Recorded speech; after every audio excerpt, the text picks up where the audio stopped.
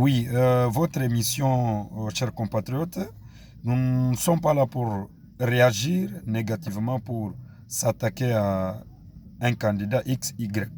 Nous sommes en démocratie. Soutenez un candidat de votre choix, c'est tout à fait légitime. Mais arrêtez de salir l'image du gouverneur Jacques Yeboula Katoué. Il est gouverneur depuis 2018-19 jusqu'à présent.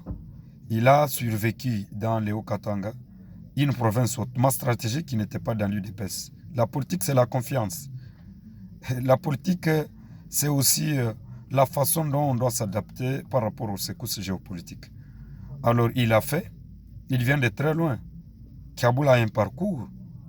Nous sommes des jeunes, nous devons aider nos autorités, nos leaders. Si vous êtes derrière un leader, qu'il soit de l'opposition au pouvoir, faites un bon travail. Ne compromets pas ton avenir politique parce que la politique, c'est un terrain très glissant.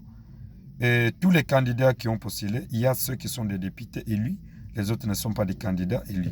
Et vous allez voir que après les élections, il y aura toujours des rencontres politiques, des rencontres culturelles.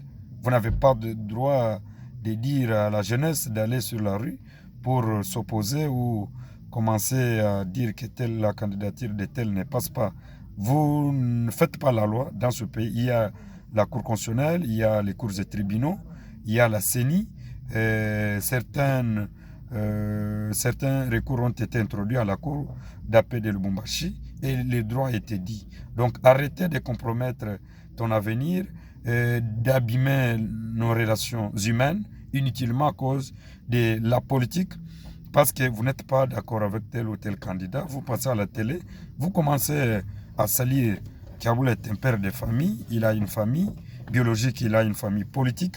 Nous ne pouvons pas accepter que la province soit plongée dans un chaos et en appelant à la violence et au boycott. Non, ça ne se fait pas comme ça. La démocratie, c'est vous faire passer votre voix à travers